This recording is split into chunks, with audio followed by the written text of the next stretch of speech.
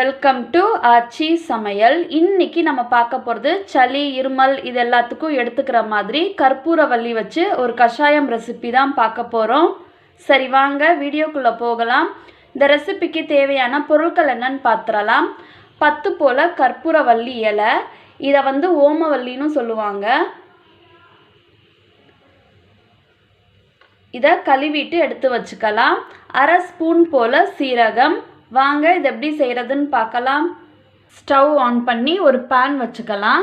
இதில் நம்ம வச்சுருக்க கற்பூரவள்ளி இலையை 1-2 பிச்சுட்டு சேர்த்துக்கலாம். இது கூட நம்ம வச்சுருக்க சீரகத்தையும் சேர்த்துடலாம்.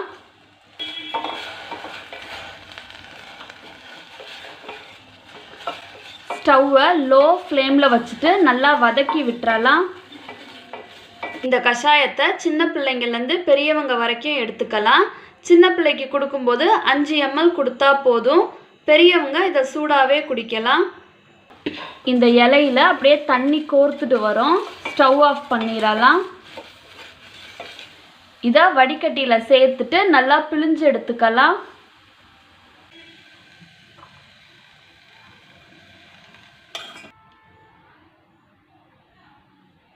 வடிகட்டி மேலே ஒரு வெள்ளை துணியை போட்டுட்டு இதை நம்ம பிழிஞ்சு எடுத்துக்கலாம்.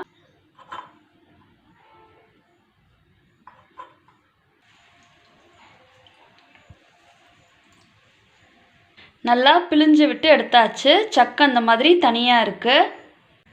அவ்வளோதான், கற்பூரவள்ளி கஷாயம் ரெடி ஆயிடுச்சு. இது நல்லா சூடாக இருக்கும்போதே குடிச்சிடலாம்.